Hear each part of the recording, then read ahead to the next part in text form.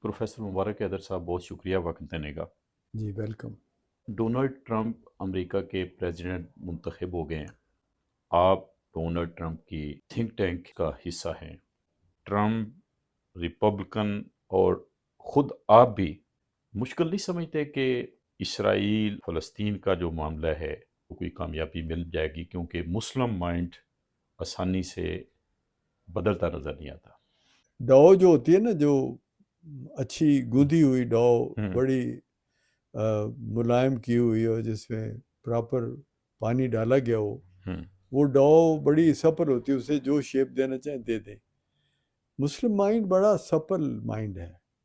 یہ مولوی صاحب ہمارے جو چاہتے ہیں وہ اس کو بنا کیسے لیتے ہیں؟ ہوں اس لیے کہ مسلم مائنڈ آسانی سے، شاید دنیا کے اور لوگ بھی، میں دیکھتا ہوں کافی جگہ ایسا ہے، ہوں وہ مولڈ ہوتے ہیں۔ ہوں مسلمان بھی مولڈ ہوتا ہے، اس کو آپ نے کس کے سپرد کیا ہوا ہے یہ امپورٹنٹ ہے۔ ہوں چونکہ دنیا بھر میں امریکہ کی پالیسی یہ تھی کہ گڑبڑ اور الجھنیں رکھنی ہیں تاکہ جنگیں ہوتی رہیں، تاکہ امریکہ کا جو وار کا جو وہ ہے کامپلیکس، ملٹری آرمامنٹ کامپلیکس، وہ خوشحال ہوتا رہے، وہ دنیا بھر کی دولت اکٹھی کرتا رہے، اس کے لیے ہوتا تھا۔ اب وہ بات نہیں رہی، تو اس لیے تبدیلی، وہ جو غدر رکھتے تھے نا دنیا میں، وہ اب پاور میں نہیں ہے۔ ٹرمپ اور ریپبلکن پارٹی، میرا اندازہ ہے کہ کافی دیر کے لیے اب لوگ یہ آئے ہیں اور رہے گا، تو یہ مسلم مائنڈ کو بھی ریکویسٹ کریں گے کہ آپ اکاموڈیٹ کرنے اور مل کے رہنے کا سوچیں۔ آپ دنیا پہ جو حکومت کا ارادہ ہے نا وہ ترک کر دیں۔ آپ یہ خواب دیکھتے ہیں جو کبھی بھی ہو نہیں سکتا، لیکن اس خواب نے آپ کو نیم پاگل بنا دیا ہوا ہے۔ یہ اگر آپ غور کریں، نیم پاگل ہو گیا ہوا ہے مسلم مائنڈ، کہ وہ ریالٹی کو بالکل ہی جاننے کے لیے تیار نہیں کہ یہ ہو نہیں سکتا، لیکن وہ ہر وقت یہ خواب دیکھتا رہتا ہے کہ الحمدللہ، انشاءاللہ، ماشاءاللہ دنیا میں اسلام کا رول ہو جائے گا اور یہودی ختم ہو جائیں گے۔ اب وہ یہ کہنے لگے کہ امام مہدی آ کے کرے گا۔ تو یہ جو ریالٹی ہے نا، اور یہاں بیٹھ کے کتنے ولاگر ہیں جو آپ کو بشارتیں دے رہے ہیں کہ ساری تقریباً باتیں قیامت والی قریب قریب ہو گئی ہوئی ہیں، اب تھوڑا سا عرصہ رہتا ہے، اب امام مہدی نے آ جانا ہے۔ تو اس طرح کی باتیں یہ بھولے بھالے ورکنگ کلاس یا محنت کرنے والے تجارت والے مسلمان یہ مان لیتے ہیں۔ یہ ختم ہو جائے گا جب بڑا جو سورس ہے نا دنیا میں شرارت کا، وہ تبدیل ہو گیا ہے۔ پاکستان کے اندر زیادہ تر لیفٹسٹوں کا جو آرگیومنٹ ہے وہ یہی کہ چونکہ امریکہ اسلحہ بناتا ہے، اسلحہ کا وہ سب سے بڑا ڈیلر ہے، پرووائڈر ہے، تو اس وجہ سے جنگیں ختم نہیں ہوتی۔ سیکنڈ ورلڈ وار کے بعد امریکہ آیا ہے، اپیئر ہوا ہے دنیا میں ایک بڑی پاور کے طور پہ۔ تو سیکنڈ ورلڈ وار سے پہلے کی دنیا اور بعد کی دنیا اگر ہم دیکھیں تو نسبتاً پرامن رہی ہے۔ یہاں پہ برصغیر کے اندر بھی ہم دیکھتے ہیں کہ یہاں پہ مسلمان آئے، حکمرانی کی، برٹش بھی آئے، انہوں نے حکمرانی کی، تو ایک ملک دوسرے ملک کے اوپر نہ صرف یہ کہ چڑھ دوڑتا تھا جب چاہتا تھا، بلکہ باقاعدہ قبضہ کر کے وہاں پہ کئی کئی سال اپنی نسلیں وہاں پہ وہ حکمرانی میں گزارتے تھے۔ تو یہ سسٹم، اتنی بڑی تبدیلی امریکہ نے دی دنیا میں، سب سے بڑا رول اس کا یو این او بنانے میں، اس کے رولز بنانے میں امریکہ کا بہت بڑا کردار ہے، اور اس لحاظ سے میں سمجھتا ہوں کہ امریکہ نے دنیا کو بڑا چینج کیا ہے، ایجوکیشن کے حوالے سے، صحت کے حوالے سے، پسماندہ غریب ملکوں کو فیسلٹیز پرووائڈ کرنے کے حوالے سے۔ ٹھیک ہے، کویسچن یہ ہے کہ کیا یہ جب آپ کہہ رہے ہیں کہ امریکہ پہلے اسلحہ کی منڈی کے طور پہ اپنی پروڈکٹ کو بیچنے کے لیے جنگیں نہیں ختم ہونے دے رہا تھا، تو کیا یہ امریکہ کے حوالے سے جو آپ کی رائے ہے، یہ کہیں ٹرمپ کی محبت میں وہ جس طرح سے ہم مسلم کہتے ہیں کہ میں سمجھ گیا دور ہوں. جاہلیت، تو یہ دور جاہلیت امریکہ کا ظاہر کیا جاتا ہے. آپ یہ کہنا چاہتے ہیں کہ امریکہ نے دراصل جنگیں نہیں شروع کی، بلکہ امریکہ نے خیر و برکت کے لیے دنیا میں جا کے لوگوں پہ حملے کیے. میں نہیں ایگری کرتا ہوں، کیونکہ یہ تو بڑا ہی پتہ نہیں کہاں سے یہ آپ کہہ رہے ہیں. میں حیران ہوا ہوں کہ دنیا میں ویتنام میں جا کے 6 لاکھ فوج بھیج دینا،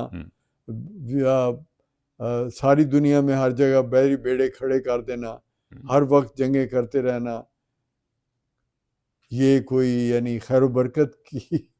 تو یہ کوئی امریکہ کو آپ دیکھیں، امریکہ کوئی ایک بندہ نہیں ہے. امریکہ 28 کروڑ سے شروع ہو گئے، اب 32-33 جو بھی کروڑ لوگ ہیں ان کا ملک ہے، اور پچھلی آدھی صدی یا اس سے زیادہ آفٹر ورلڈ وار سیکنڈ امریکہ میں عوام نے سارے فیصلے کوئی فلسافیکلی کو بیٹھ کے مجلس کر کے نہیں فیصلے کیے. ہر ملک میں ایک اسٹیبلشمنٹ کریٹ ہو جاتی ہے. یہ اس کو 2 فکروں میں اس بات کو میں ایکسپلین کروں گا. یہ ہر دور میں، فیوڈل دور میں بھی بادشاہوں کی بھی اسٹیبلشمنٹ ہوتی تھی، آج کے دور میں بھی اسٹیبلشمنٹ ہوتی ہے. وہ کارندے جو پرماننٹ بیٹھ کے آنے والی ڈیموکریٹکلی الیکٹڈ حکومتوں کی جگہ بیٹھے ہوتے ہیں. ڈیموکریسی میں بھی 2 ڈیموکریسیز ہیں. ڈیموکریسی ایک ہے جو آپ ووٹ کے ذریعے حکومت چنتے ہو، اور ڈیموکریسی کی دوسری شکل وہ ہے جو ڈیموکریٹک سسٹم اور کانسٹیٹیوشن کے اندر ایک ادارے بناتے ہیں آپ، وہ بھی ڈیموکریسی کا حصہ ہے. یہ جو دوسری ڈیموکریسی ہے نا اداروں والی، جو ادارے ڈیموکریٹک ادارے کہلاتے ہیں، یہ اپنی فطرت میں حکومت اور اقتدار کے عاشق ہوتے ہیں. ان کو کچھ نہیں آتا سوائے اس کے کہ یہ اپنے لیے پریویلیجز اور اپنے لیے اقتدار اور اپنے لیے آسائش حاصل کریں.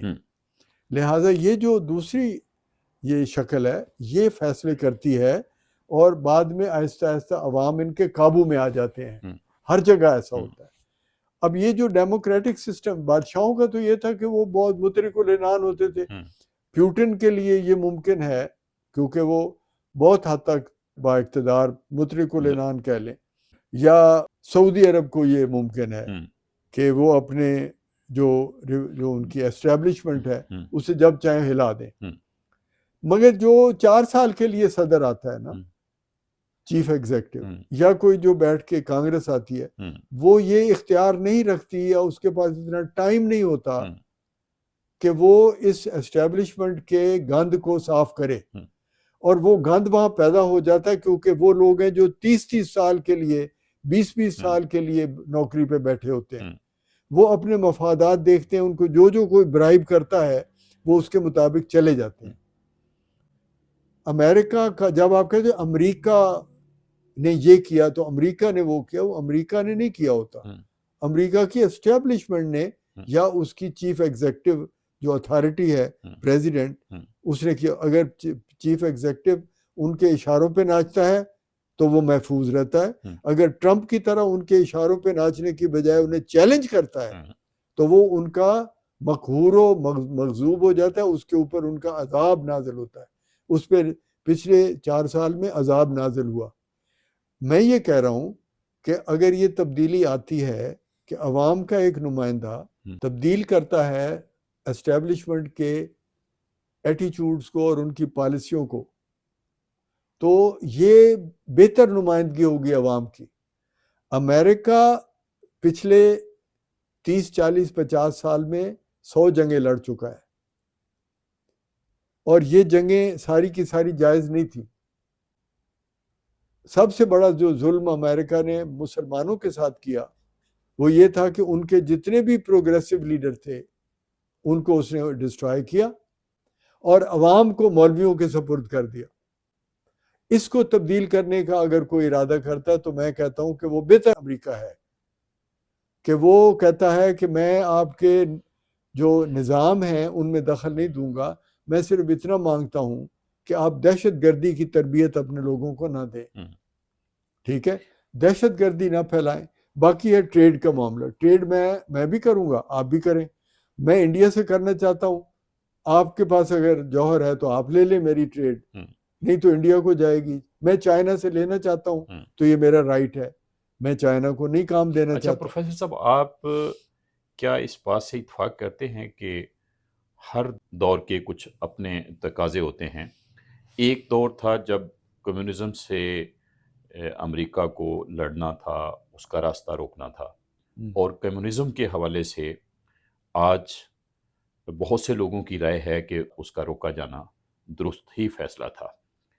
اب اس تناظر میں امریکہ کی ضرورت تھی دنیا کو کس طریقے سے اس نے ساتھ لینا ہے، کس طریقے سے کنٹرول بھی کرنا ہے، یہ ساری چیزیں تھیں. اس نے غلط فیصلے بھی کیے ہوں گے، جس طرح سے آپ نے کہا کہ مسلمز کے ساتھ اس نے کچھ زیادتی کی. اب یہ توقع کی جائے کہ امریکہ کے اندر جو اسٹیبلشمنٹ جس کا ذکر آپ نے فرمایا کہ وہ 30 سال کے لیے آتے ہیں، ٹرمپ ان کا مائنڈ کچھ بدل پائے گا؟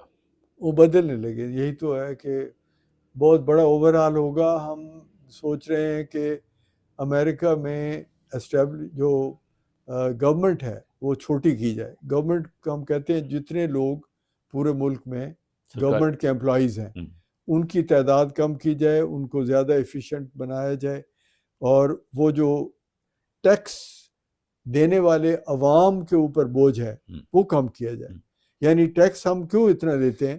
دو باتوں کے لیے, یا تو اپنی گورنمنٹ کو فیڈ کرنے کے لیے, اور یا ہم جنگیں لڑنے کے لیے. بڑے جو اخراجات ہیں تو وہ ٹریلینز آف ڈالرز کے خرچے ہیں, ان کو منیمائز کیا جائے گا, اور جو جنگیں ہیں ان کو مکمل طور پہ ڈپلومیٹک طریقے سے روکا جائے گا تاکہ ہم آئندہ جنگ میں نہ جائیں.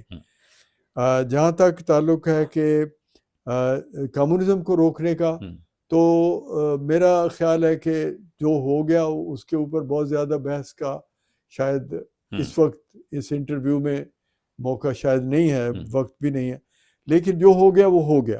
اب سوال یہ کہ اس وقت اگر ہم جنگوں کو, جو نیوکلیئر پاورز ہیں ساری, ان میں اتنا بڑا رسک ہے, جنگ بڑھانے میں خطرہ ہے کہ ہم پوری دنیا نہ اڑا دیں, تو اب وہ اس کی بجائے ٹریڈ کے ذریعے, اکنامک فائٹ کے ذریعے کیا جائے.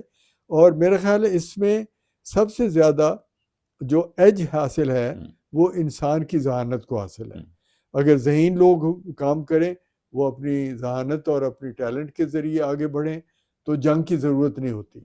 صرف جو انٹرنیشنل پاور کے جو سٹرکچرز ہیں وہ یہ سپروائز کریں کہ ہیومن بینگز اپنی ذہانت سے اگر آگے بڑھ رہے ہیں, کوئی بھی بڑھ رہا ہے, اس کو جنگ کے ذریعے نہ روکا جائے.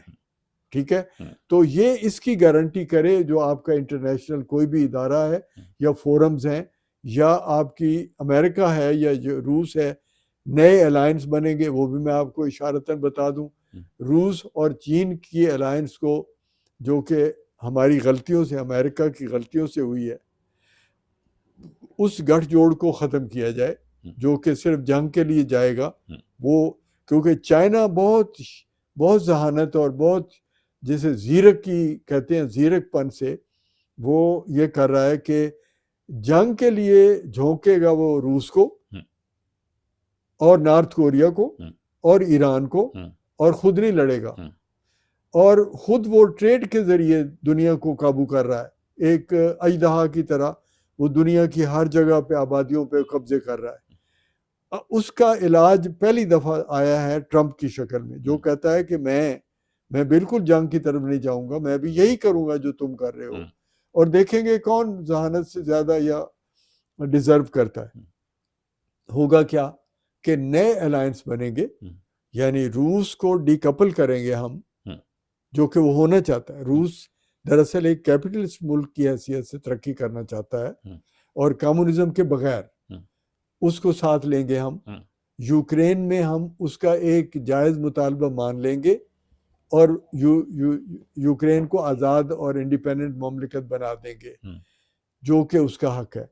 اور یہ جو نئے الائنس بنے گے, اس میں الائنس بنے گا امریکہ, روس, بھارت, جاپان, ساؤتھ کوریا, عرب ممالک اور اسرائیل.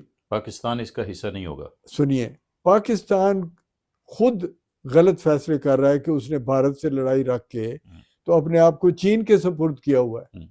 یہ نہیں ہو سکتا. یہ پاکستان کی خودکشی ہوگی اگر وہ چین کے ساتھ، کیونکہ یہ چین اس کو کھا لے گا. میں اگلا ایک موضوع ہے جس پہ میں بہت سی بات کرنا چاہتا ہوں، وہ ہے کہ کیا یہ جو پاکستان کو ایک totally destroyed, unstable, in working, failure state بنایا جا رہا ہے، یہ کون بنا رہا ہے؟ اس کے اوپر بڑی ضرورت ہے بات کرنے کی کہ طالبان یا ٹیررسٹ ایکٹیویٹی یا نیشنل جو بلوچستان میں سو کالڈ موومنٹ ہے، ان کے پیچھے کون محرکات ہیں، کون لوگ ہیں. غلط انٹرپریٹیشن ہو رہی ہے مسلسل، اس کو ٹھیک کرنے کی ضرورت ہے، سمجھنے کی ضرورت ہے یہ کون کر رہا ہے اور اس کا حل کیا ہے. یہ ایک الگ بحث ہے. مگر پاکستان کو میں اگر دو لفظوں میں کہوں گا تو میرا یہ نقطہ نظر ہے کہ پاکستان کو اس بڑی الائنس کا حصہ بننا چاہیے جس کا میں نے ابھی نام لیا ہے، بجائے اس کے کہ وہ چین کے منہ میں ایک کیڑے کی طرح چلا جائے جو اسے وہ کھا لے گا. اگر آپ اس کو لے آتے ہو، وہ آلریڈی کہہ رہے ہیں جی کہ گارڈ میرے ہونے ہیں یہاں، اور پاکستان آرمی کہہ رہی کہ گارڈ آپ کے نہیں ہونے، گارڈ ہمارے ہی ہوں گے. اور وہ غدر ہو رہا ہے جس میں پھر الٹیمیٹلی آپ کو بار بار خیال آتا ہے کہ شاید چائنا کو ہی گارڈ رکھنے کی اجازت دے دی جائے. جس دن چائنا کی گارڈ فوج آ گئی، آپ سمجھے پاکستان کی اسٹیبلشمنٹ، پاکستان کی پولیٹیکل پارٹیز، پاکستان کے عوام دوبارہ ایسٹ انڈیا کمپنی کے گھر میں چلے جائیں گے. بہت شکریہ پروفیسر صاحب. بہت سے موضوعات باقی ہیں. جس موضوع کی طرف آپ نے اشارہ کیا اس پہ بھی ہم بات کریں گے، اور یہ ہماری بات توقع کرتے ہیں کہ آپ کے ساتھ چلتی رہے گی. جیتے بہت رہیں. شکریہ.